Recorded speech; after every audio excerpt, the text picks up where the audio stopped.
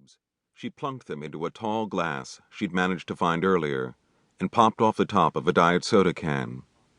Just as it was foaming over the ice, someone knocked on the door. "Wouldn't you know it," she grumbled. Taking a sip of the not-yet-cold drink, she weaved her way through the boxes again and pulled open the door. "It's about time," she said querulously. "I beg your pardon?" the man on the doorstep said. Blair's green eyes were level with a massive chest, and she had to lift them a considerable distance to greet the most intriguing pair of eyes she'd ever encountered. Startlingly blue, they were surrounded by thick, curling lashes, dark at the lash line and gilded at the tips. A network of web-like lines, white against darkly tanned skin, extended from the outer corners of his eyes to fade into his temples. Brows well-defined, but thick, arched over the eyes that were examining her as closely as she was him. To avoid that careful scrutiny, she quickly lowered her eyes, mistakenly thinking that would be the safest thing to do. She wasn't prepared for them coming to rest on a golden brown mustache, the exact color of the brows that framed his eyes. The mustache curved over a wide, sensuous mouth.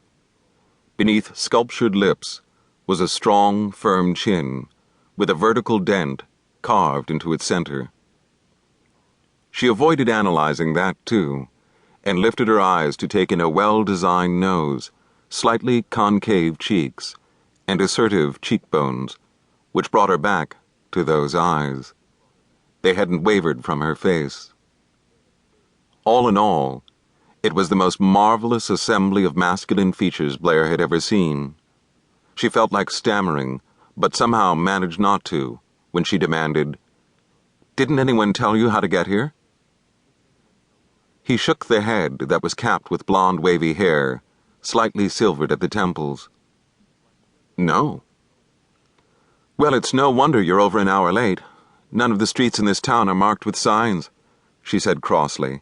Stepping aside, she said, "Come on in. I need you more now than I did when I called."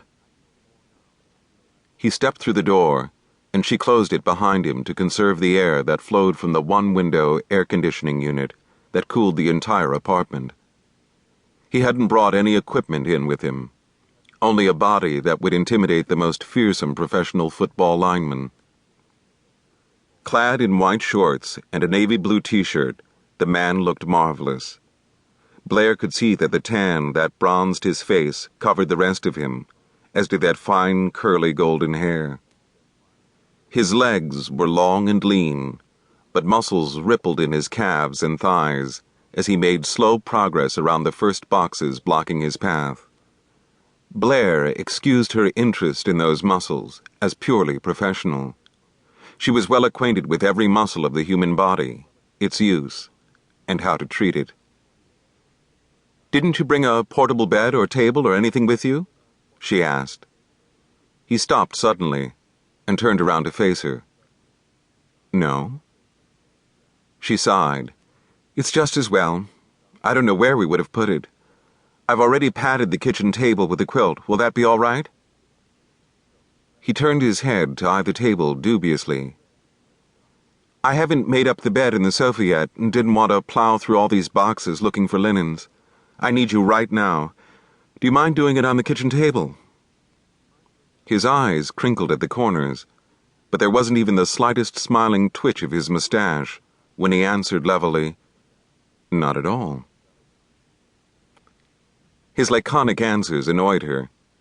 She felt like a babbling moron while he remained aloof, watching her with indulgent amusement. He hadn't even apologized for being late. But then, he didn't look like a man to whom apologies would come easily. He was looking at her steadily, with a curiosity he couldn't disguise. She strongly suspected that lying just beneath his placid features was a booming laugh, dying to be freed. Why, she couldn't fathom. She tracked the path his eyes took down the length of her petite body. Never having known a moment's modesty in her life, the sudden impulse to cover herself was foreign.